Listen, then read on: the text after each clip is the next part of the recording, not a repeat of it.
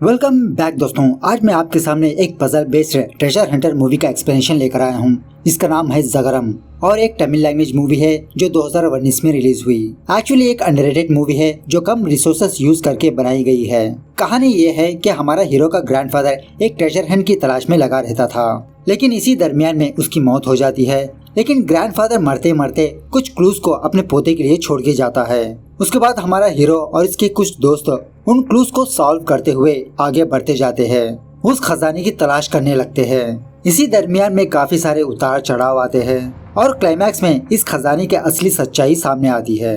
तो एक्चुअली क्या है वो खजाना और कहां पर छुपा है वो खजाना और कौन कौन लोग उसके पीछे लगे हैं और कौन कौन लोग उस खजाने को बचाने की कोशिश कर रहे हैं, इसी के बारे में है ये कहानी। मूवी तो बहुत ही इंटरेस्टिंग लगी मुझे, लेकिन क्लाइमैक्स में जाकर थोड़ा बोरिंग लगा। एनीवेज वन टाइम वॉचेबल जरूर है। तो चलिए बिना टाइम के लेट स्टार्ट। और उससे पहले लुटा दो प्यार, फॉलो इंस्टाग्राम। मूवी की शुरुआत में ही दो लोगों को दिखाया जाता है और जो ब्लू टी शर्ट पहना है वो है डायरेक्टर, जो फिलहाल बेचारा स्ट्रगल कर रहा है। इसके पास एक कहानी है और ये डायरेक्टर एक प्रोड्यूसर की तलाश में है। उस डायरेक्टर का फ्रेंड आके इससे कहने लगता है कि तुम चेन्नई जाओ, वहाँ पर काफी सारे प्रोड्यूसर्स हैं, शायद तुम्हारे फिल्म को प्रोड्यूस करेंगे। यह डायरेक्टर अपने दोस्त से कहने लगता है लेकिन मेरा बजट तो थोड़ा हाई है। और इसका दोस्त कहने लगता है कि मैं एक प्रोड्यूसर को जानता हूँ लेकिन उसका बजट थोड़ा लो है, अगर तुम उससे मिलना चाहते हो तो मुझे इन्फॉर्म करो। ऐसा कहकर इस डायरेक्टर का फ्रेंड इसे अपना विजिटिंग कार्ड देता है। खैर दूसरे दिन ये डायरेक्टर और उसका फ्रेंड चेन्नई जाते हैं उस प्रोड्यूसर से मिलने के लिए। इन दोनों को देखकर वो प्रोड्यूसर डायरेक्टर से कहने लगता है, देखो भाई मेरा बजट सिर्फ 10 लाख है और यहाँ पर मैं आपको ये बात बता दूं कि इस मूवी का बजट भी 10 लाख ही है। अगर तुम इस 10 लाख में मूवी बनाना चाहते हो तो मैं रेडी हूँ। तो बेचारे डायरेक्टर के पास और कोई ऑप्शन नहीं होता, तो इस प्रोड्यूसर को ओके कहता है और इस प्रोड्यूसर को अपनी फिल्म की कहानी सुनाने लगता है। कहानी की शुरुआत में ही एक वॉइस ओवर हम व्यूअर्स को ये बताने लगता है कि इस धरती पर इंसान कई करोड़ साल पहले से बस रहा है। जैसे जैसे वक्त बदलता गया उसी तरह इंसान भी बदलता गया और आज यही इंसान एसी रूम में सो रहा है। अगर हम सच्चाई के बारे में बात करें तो भगवान ने इंसानों को प्रीशियस गिफ्ट दिया है और वो तोहफा कई सालों से इंसानों के साथ ही ट्रैवल कर रहा है। और उस गिफ्ट को, उस ट्रेजर को कई सालों से कुछ सैनिक बचाते आ रहे हैं और जो जो सैनिक इस खजाने को बचा रहे हैं उन्हीं को हम जगरम कहते हैं। जगरम का मतलब है तमीजान ऑर्गेनाइजेशन। अगर हम हिस्ट्री को खरोच के निकाले, जब जब ये दुनिया मिटने की कगार पे थी उस वक्त लोगों को बचाने के लिए ये ट्रेजर सामने आया, अपनी ड्यूटी निभाने के लिए। अगर इस दरमियान में किसी ने भी इस ट्रेजर को खोजने की कोशिश की, ऐसे लोगों को जगरम ऑर्गेनाइजेशन उन लोगों को हंट करके मार देता है और जगरम वाले अभी भी इस दुनिया में मौजूद है और ऐसे लोगों को हंट कर रहे हैं। दूसरे सीन में एक बूढ़े आदमी को दिखाया जाता है जो फिलहाल किसी लाइब्रेरी में बैठकर कुछ लिख रहा होता है। तभी वहाँ पर एक बंदा आकर इस बूढ़े आदमी को मार देता है। इस बूढ़े आदमी को मारने के बाद वो बंदा इधर उधर कुछ तलाश करने लगता है लेकिन इसको कुछ भी नहीं मिलता। उसके बाद वो बंदा अपने बॉस को कॉल करता है और उससे कहने लगता है कि टारगेट फिनिश हो चुका है लेकिन इसके पास मुझे कुछ भी नहीं मिला। बॉस इससे कहने लगता है खैर तुम वहाँ से निकल जाओ। दूसरे सीन में एक और बंदे का इंट्रोडक्शन होता है और इसका नाम है अखिल। और अखिल फिलहाल एक सॉफ्टवेयर कंपनी में काम करता रहता है और उसी कंपनी में अखिल का एक दोस्त जिसका नाम होता है सूर्या, वो भी वहीं पर काम करता रहता है।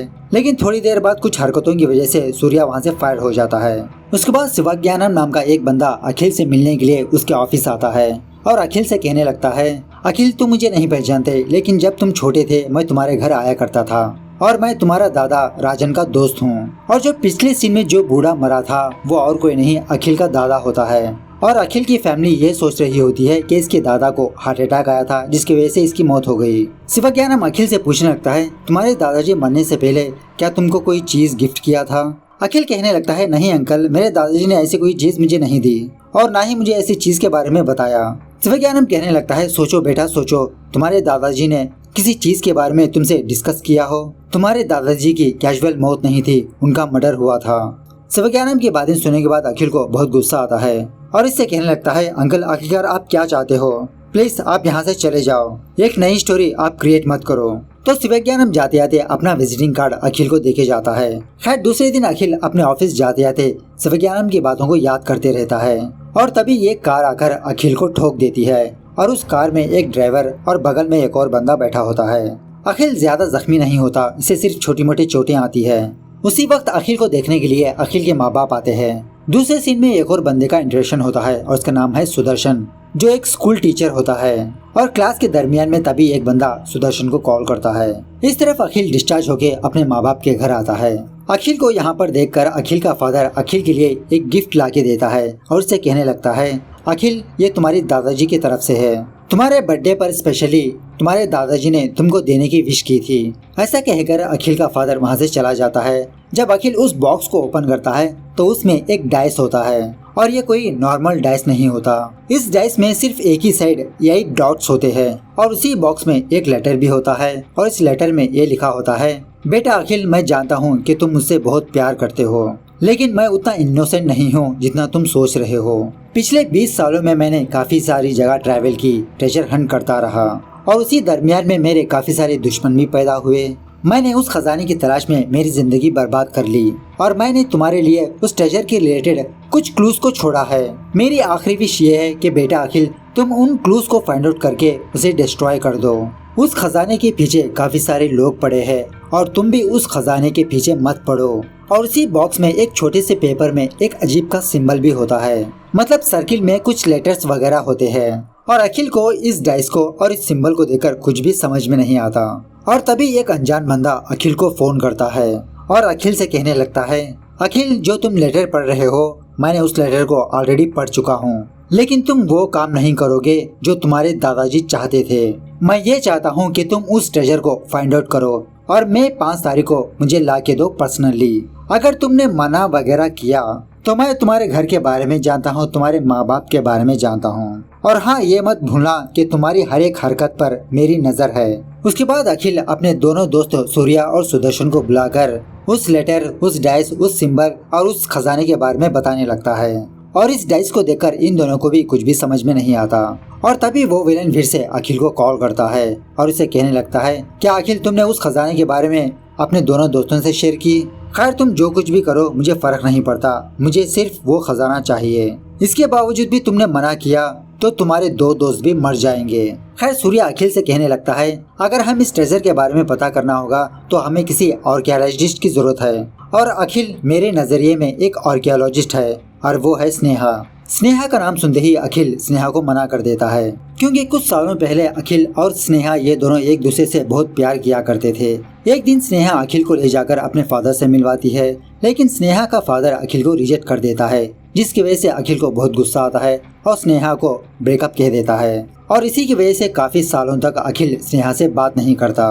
खैर प्रेजेंट डे पर सुदर्शन स्नेहा को कॉल करके अपने पास बुलाता है और सूर्या स्नेहा को वो डाइस दिखाकर इसके बारे में पूछने लगता है। स्नेहा इन लोगों को बताने लगती है कि ये तो नॉर्मल डाइस है, हम सांप सीढ़ी, लूडो, बिजनेस बोर्ड में खेला करते हैं। जब अखिल बिजनेस बोर्ड का नाम सुनता है, अखिल स्नेहा से पूछने लगता है, क्या बिजनेस बोर्ड? और अखिल का जब 10th बर्थडे था, अखिल का ग्रैंडफादर अखिल को एक बिजनेस बोर्ड को गिफ्ट किया था। ये जानने के बाद ये सारे लोग फौरन अखिल के घर जाते हैं। अखिल इधर उधर ढूंढ के वो बिजनेस बोर्ड को बाहर निकालता है। स्नेहा कहने लगती है कि इस गेम को खेलने के लिए 2 डाइस चाहिए, लेकिन हमारे पास सिर्फ एक ही डाइस है और वो भी एक साइड में सिर्फ 8 ही डॉट्स है। तो इन लोगों को समझ में नहीं आता कि ये लोग इस डाइस का क्या करें और इस बोर्ड को कैसे खेलें। सो इस डाइस में 8 डॉट्स होने की वजह से अखिल इस बिजनेस बोर्ड में स्टार्टिंग से 8 तक गिनती करता है और इस बिजनेस बोर्ड में 8 नंबर पर वैजाग होता है, विशाखापट्टनम। अखिल अपने दोस्तों को बताने लगता है कि 2 साल पहले इसके ग्रैंडफादर वैजाग में काम किया करते थे। उसके बाद ये चारों लोग विशाखापट्टनम जाते हैं और ये लोग एक होटल में ठहरकर ये सोचने लगते हैं कि वैजाग में कौन सी फेमस प्लेसेस है। तो इन लोगों को 3 प्लेसेस के बारे में पता चलती है, अरक्कू वैली, बोरा केव्स, म्यूजियम। और तभी अखिल एक मैगजीन में कुछ सिंबल्स को देखता है और ये सिंबल्स उस पेपर के टुकड़ों में सिंबल से मैच होते हैं। इन सिंबल्स को देखकर सूर्या और सुदर्शन ये दोनों झगड़ा करने लगते हैं कि ये ग्रीक लैंग्वेज है या तो फिर ये रोमन लैंग्वेज है। अखिल कहने लगता है, अरे बीएसडी के वालों, ना ही ये ग्रीक है ना ही ये रोमन है, ये एंशियंट तमिल है। और सूर्या अपना लैपटॉप लेकर गूगल में एंशियंट तमिल के बारे में सर्च करने लगता है। तो इन सारे वर्ड्स को मैच करने पर एक वर्ड सामने आता है और वो है आ उ ए। और बचे लेटर्स का मीनिंग इनको पता नहीं होता और ये लोग सोचने लगते हैं कि आ उ ए का मतलब क्या है। और यहाँ पर मैं इन लोगों को ये बात बताना चाहता हूँ, अगर आप लोगों को आ उ ए का मतलब जानना है तो आप गोलमाल जरूर देखिए। खैर इसके बाद ये तीनों लोग चाय वगैरह पीने के लिए बाहर जाते हैं और तभी सूर्या के मन में एक लाइट सिलकती है कि आऊ का मतलब शायद गाय भी आ सकती है, और वैजाग में ऐसी कौन सी जगह है जो गाय के लिए फेमस है। तो फिर से गूगल करने पर इन लोगों को एक प्लेस के बारे में पता चलता है, और वो है बोरा केव्स। मतलब बोरा केव्स में किसी जगह पर लॉर्ड शिवा और एक गाय का स्टैचू है। तो उसी स्टैचू के बारे में जानने के लिए ये तीनों फौरन बोरा केव्स जाते हैं। बहुत सी जगह सर्च करने पर इन लोगों को कुछ भी क्लू नहीं नजर आता, और इस केव के बारे में गूगल करने पर इनको ये बात पता चलती है कि ये केव 18th सेंचुरी से मौजूद है। लेकिन अजीब बात ये है कि 2 साल पहले एक रुद्राक्ष माला लॉर्ड शिवा के गले में प्रकट हो गई, और वो कहां से आई किसी को नहीं पता। और वो रुद्राक्ष माला 21 फेसेस की है। और आपको याद है ना कि उस छोटे से पेपर में सर्किल के अंदर कुछ लेटर्स है, और वो सर्किल रुद्राक्ष माला को इंडिकेट करता है। और फिर से ये लोग सोचने लगते हैं कि आ ऊ ए का मतलब शायद नंबर्स हो। तो फिर से गूगल करने पर इनको कुछ नंबर्स सामने आते हैं। आ का मतलब है 8, ऊ का मतलब है 2, ए का मतलब है 7, जिसका मतलब उस रुद्राक्ष में इन लोगों को 827 को ढूंढना होगा। तो ये लोग सोचने लगते हैं कि ये लोग किस तरह से लॉर्ड शिवा के पास जाकर उस रुद्राक्ष माला को हासिल करें। और तभी उस केव का माहौल पता करने के लिए सूर्या इन दोनों को यहीं पर छोड़ के कुछ इधर उधर घूमने लगता है। खैर जब ये लोग वापस अपने होटल आते हैं तो टीवी में ये न्यूज चलती रहती है कि बोरा केव्स में लॉर्ड शिवा के गले में जो रुद्राक्ष माला थी वो गायब है, चोरी हो गई है। और उस रुद्राक्ष माला को चोरी करने वाला और कोई नहीं सूर्या होता है। सूर्या अपने जेब से वो रुद्राक्ष माला निकालकर इनके सामने रख देता है। उसके बाद स्नेहा उस रुद्राक्ष माला को कट करके एक एक मोती को बहुत डीपली स्टडी करने लगती है। स्टडी करने के बाद स्नेहा 3 रुद्राक्ष को साइड में रखती है और अखिल से कहने लगती है कि यही है वो 827। लेकिन ये एक्चुअली ओरिजिनल रुद्राक्ष नहीं होते। तो अखिल और उसके दोस्तों इन तीनों रुद्राक्ष को काटने लगते हैं। तो इन तीनों रुद्राक्ष में इन लोगों को एक मेमोरी कार्ड और 3 पेपर्स मिलते हैं। सूर्या फौरन उस मेमोरी कार्ड को अपने लैपटॉप में इंसर्ट करता है और वो मेमोरी कार्ड पासवर्ड पूछने लगता है, और इनके पास सिर्फ 3 चांसेस होते हैं। और उन तीनों पेपर्स के टुकड़ों में ये लिखा हुआ रहता है, एक इसमें बढ़ती महिमा की किरणें, दूसरे पेपर में युवती के दिल का खिलना, तीसरे पेपर में ये दोनों एक ही है। तो ये लोग उस मेमोरी कार्ड को ओपन करने के लिए पहले कन्याकुमारी टाइप करते हैं, क्योंकि सूरज की किरणें वहीं से स्टार्ट होती है। लेकिन वो पासवर्ड रॉन्ग होता है। अब इनके पास सिर्फ 2 ही चांसेस होते हैं, और ये लोग सोचने लगते हैं कि कन्याकुमारी में कौन सी जगह फेमस है, और वो है तिरुक्कुरल। लेकिन वो पासवर्ड भी रॉन्ग होता है। और अखिल सोचने लगता है पासवर्ड सिर्फ वर्ड्स ही होना चाहिए क्या नंबर्स भी हो नहीं सकते। और तिरुक्कुरल को नंबर्स में कन्वर्ट करने पर इनको एक नंबर सामने आता है, और वो है 1330, और ये नंबर करेक्ट पासवर्ड होता है। तो पहले फाइल में अखिल की दादा की एक वीडियो क्लिप होती है। तो इस वीडियो क्लिप में भी इसका दादा यही कहने लगता है कि अखिल बेटा तुम उन सारे क्लूज को डिस्ट्रॉय कर दो। उसके बाद दूसरे फोल्डर में 6 फाइल्स होते हैं। पहले इमेज में एक जला हुआ पेपर होता है, और जब शिवज्ञानम अखिल के पास आया था वो इसी जले हुए पेपर के बारे में पूछ रहा था।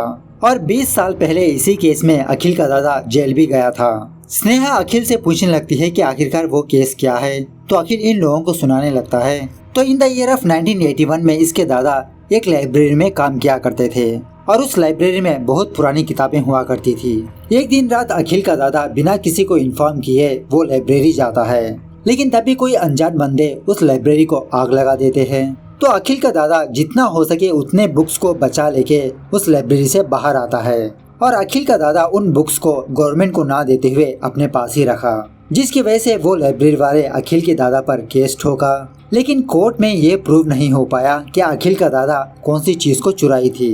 इस जले हुए पेपर में जागरम के बारे में लिखा होता है कि 2017 में कुछ पुराने लोग जाके नए लोग जागरम में आए, और अखिल के दोस्त ये सोचने लगते हैं कि आखिरकार ये जागरम क्या है। हर दूसरा इमेज एक ओल्ड स्कल्पचर होता है, और स्नेहा को भी इस स्कल्पचर के बारे में कुछ भी पता नहीं होता।